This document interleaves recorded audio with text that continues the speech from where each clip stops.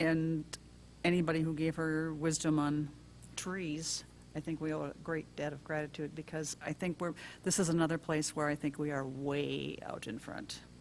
There are cities that pay absolutely no attention to this. And at some point, if they have tree or wood in their name, they'll have to say formerly known as, because they didn't pay any attention to the fine details.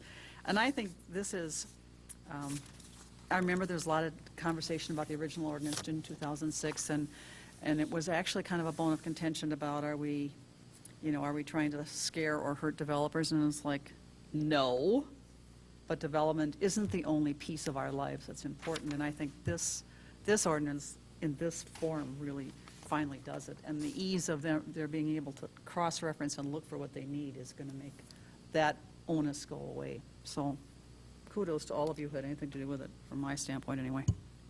Great job. I have a couple of questions. Conifer Ridge, of course, all these will apply to that, the new ones, right, as they start. And I don't know, Mr. Tripler, do you want to comment?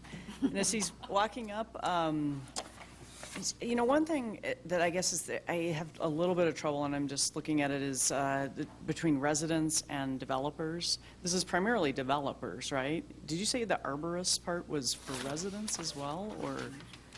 Madam Chair, so the overall ordinance, excuse me, Madam Mayor, the overall ordinance is mainly for development. So if you're developing a vacant lot, if you're a homeowner, the tree ordinance doesn't apply unless you're building an addition that's over 60% of the foundation of your house. And you might remove a tree. You probably have to replace one tree. Okay. But yes, the licensing requirement, for everyone. businesses that are doing business here in Maplewood would be for the benefit of all. Everyone. And then one other just quick thing, and I want to ask Mr. Tripler to comment, is we have a neighbor's guide to trees. Can you talk about that? Michael Thompson sent me to it. It's when you're having, Kathy and I live next door to each other, and we're having a tree dispute. And there's this big, what's that called exactly? Mr. Carver, do you know?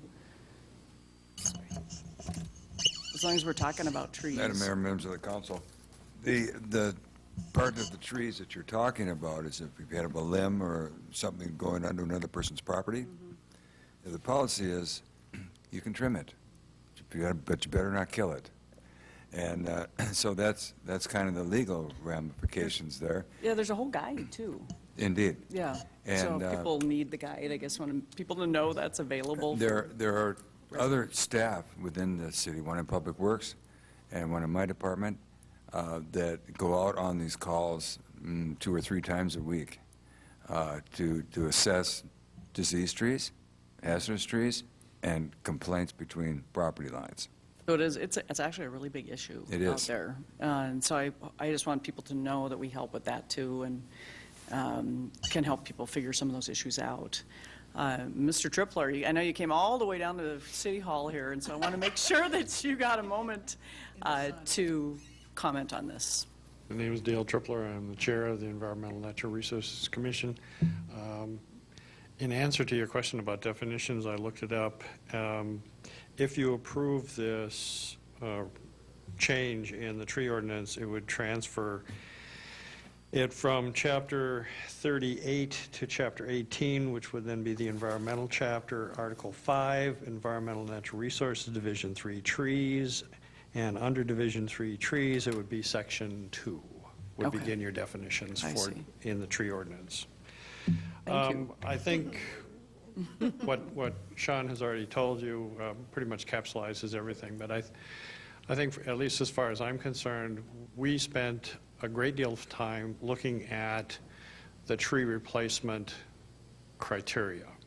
And what we were trying to do is we were trying to protect as many of the significant trees as we could by giving developers an incentive to do that. And so that's why we went through a lot of iterations of trying to, get as far as we could with that without, giving up too much and still saving something.